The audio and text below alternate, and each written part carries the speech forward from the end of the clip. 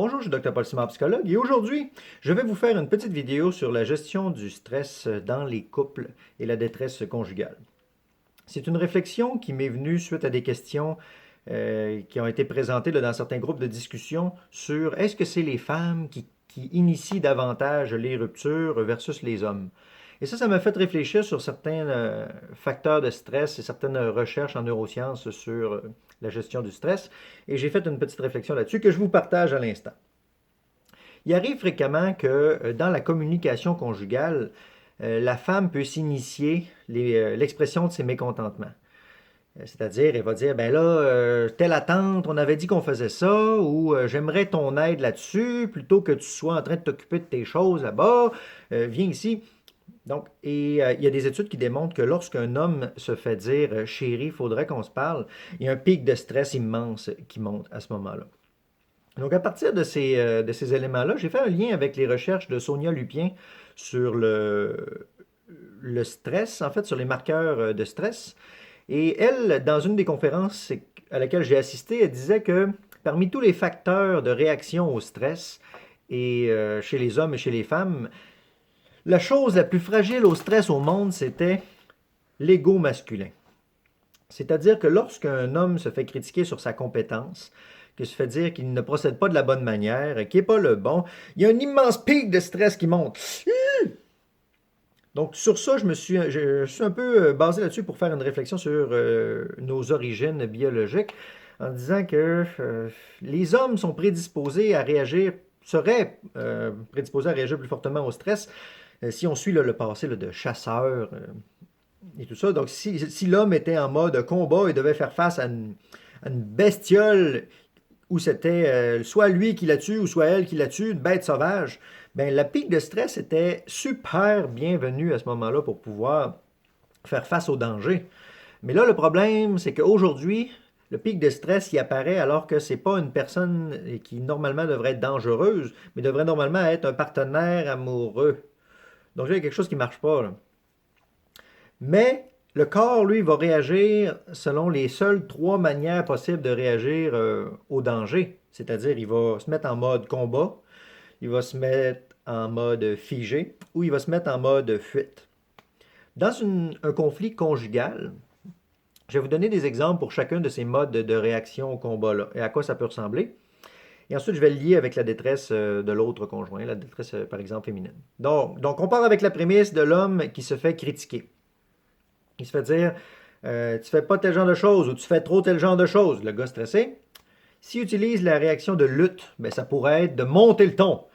Ben là, je veux le droit de faire ça! Puis d'essayer de dominer la conversation en montant le ton. C'est une réaction qui peut être typiquement observée là, dans le cadre des thérapies de couple, l'homme qui monte le ton quand il se fait accuser. Parce qu'il se sent attaqué. Même si la personne voulait, la conjointe voulait simplement exprimer qu'elle n'est pas contente, ben lui, il prend personnel, puis là, il se défend. Une autre réaction, c'était celle de figer. Eh bien, on pourrait dire que ça pourrait être un homme qui s'emmure dans le silence, ou un yes man, c'est-à-dire un homme qui va dire oui, oui, chérie. Ah, ok. Ok, oui. Non, c'est beau, c'est beau. Ah, ok. Et qui va s'effacer, qui va à quelque part, mais c'est une réaction face au stress, là, de danger, là, qui dit je trouve aussi bien de pas déraper, puis de pas puis de dire oui, ça, ok, c'est que le danger va peut-être finir par passer, la crise va peut-être finir par passer. Beaucoup d'hommes qui se disent qu'après un conflit, bon, ben là, c'est fini, là, on parle plus de ça, là, ça donne rien. Troisième réaction face au stress, d'une critique conjugale, ça peut être la réaction de fuite qui peut se manifester concrètement par un homme qui sera absent. Ça peut être autant fuir dans une autre relation conjugale avec l'infidélité, que ça peut être fuir dans le travail, fuir dans le loisir, s'impliquer dans 40 comités bénévoles, faire beaucoup de sport. Donc, tout pour ne pas être dans le nid où il y a des critiques, mécontentements, parce que pour l'homme, la réaction de stress ou d'être critiqué, c'est insoutenable. Donc, vous voyez, monter le ton, figer et se sauver. Trois réactions de stress. Et lorsqu'on examine la réaction à la détresse chez les femmes, Ben, on constate que c'est lorsque la femme n'a pas de rétroaction, bien souvent, qu'elle va vivre, elle, une plus grande détresse. L'homme, c'est quand il se fait critiquer, mais c'est la femme, elle, c'est quand lorsqu'elle se fait, ne reçoit pas d'interaction. Et c'est typique des deux dernières stratégies, là. Que l'homme fige ou que l'homme fuit, dans tous les cas, ça va renvoyer la partenaire à un vide au niveau du feedback. Et ce vide-là va générer en la femme une immense détresse. Donc, on pourrait dire que dans les trois réactions de combat, celle qui est le moins inadéquate, ce serait celle de monter le ton. Mais encore là, il y a beaucoup d'apprentissage à faire dans notre société sur monter le ton entre parler avec autorité, camper son savoir, et celle euh, de la violence, qui est un dérapage. D'ailleurs, il y a la violence faite aux hommes de la part des femmes commence à prendre de plus en plus de place dans la recherche parce qu'il y a comme une espèce de non, tu sais, d'interdit de réflexion là-dessus sur non, non, là, c'est les hommes hein, qui sont violents envers les femmes. Là. Mais il y a beaucoup de violences conjugales qui se font des femmes sur les hommes également, et dans le sens inverse aussi. Là. Moi, je crois vraiment pas que ça appartient à un sexe en particulier, à un genre, la violence. C'est une réaction à la souffrance interne qu'on fait subir aux autres. Il faut pouvoir faire la part des choses entre camper ses positions en sachant se protéger, connaître sa bulle, de quoi je suis responsable, qu'est-ce qui m'appartient, et faire la distinction. Non, non, ça, je refuse ça, même si c'est une personne que j'aime qui me sert une saleté. Non, j'en veux pas. Non! Donc, se protéger. L'avion, le bruit de l'avion me déconcentrait un peu. Donc, homme sensible au stress lorsqu'il se fait critiquer. Femme sensible au stress lorsqu'elle a une absence de rétroaction. Si vous voulez voir à quoi ça ressemble, là, une détresse psychologique là, face à l'absence de rétroaction, je vous suggère d'aller sur YouTube et de taper Still Face Experiment. Still Face, c'est une face, un visage sans aucune expression. Dans la vidéo dans laquelle on voit une mère qui interagit avec son nouveau-né, et lorsqu'elle est à peu près 30 cm de distance, et lorsqu'elle interagit de façon adéquate, l'enfant gazouille, est tout content, parce qu'il reçoit une rétroaction qui fit avec son monde interne. Et dans la phase 2 de la vidéo de la Still Face Experimentation, la mère va enlever toute expression faciale, va simplement être comme ça, devant l'enfant. Et là, malgré la présence, l'enfant va utiliser toutes sortes de stratégies pour protester, pour attirer l'attention de la mère. Et lorsqu'il n'y parvient pas, ben à l'intérieur de 2 minutes, en fait, dans la vidéo, on voit apparaître une grande détresse chez l'enfant. Mais c'est un peu le même genre de choses qui se passe chez une partenaire qui aurait présenté ses mécontentements, mais qui ne reçoit pas de feedback adéquat, qui n'est pas validé dans son contenu. Moi, j'apprends souvent aux hommes à dire en thérapie, à accuser réception des émotions de leur partenaire, c'est-à-dire de leur dire, oui, j'ai compris que tu vis du mécontentement puis t'es frustré. C'est ça là, que tu voudrais? Oui? OK. Dire oui à ce que l'autre vit, ça ne veut pas dire oui, je veux le subir ou oui, je vais changer, je vais faire ce que tu veux. C'est juste dire oui, j'ai compris que tu vis ça. Pour pouvoir partager, c'est la gestion de conflit qui sera prioritaire dans ces modes de conflit. Et bref, pour revenir aux vidéos, une personne qui vit une grande détresse émotionnelle va se désorganiser, va dérailler, va monter le ton, va faire de plus en plus d'attaques dans tous les sens. Donc, ça sera extrêmement important que la personne puisse se sécuriser elle-même.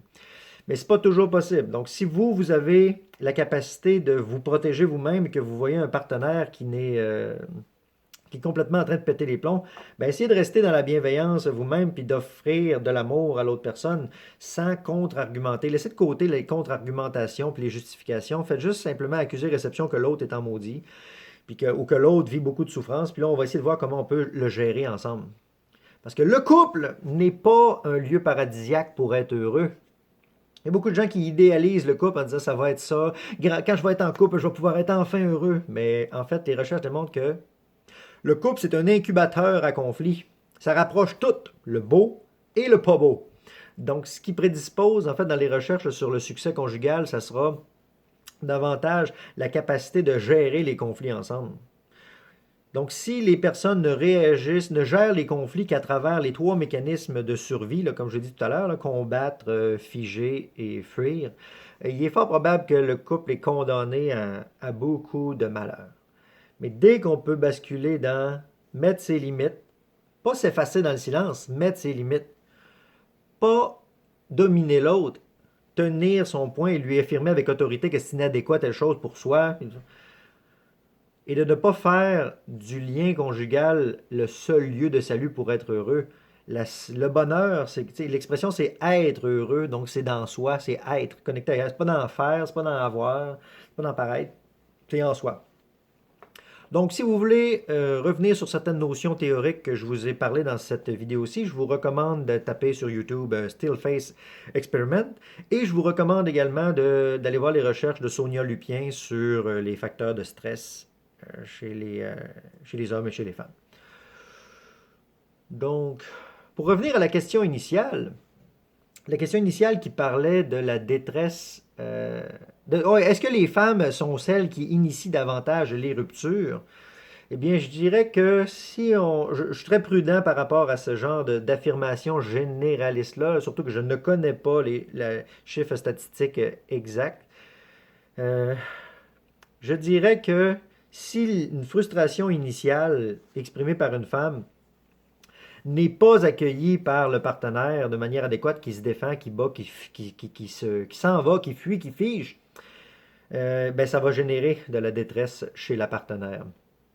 Et cette détresse-là, si elle amplifie, va générer à nouveau des stress. Donc, c'est un cercle vicieux là, qui va s'alimenter, une spirale croissante là, de conflits.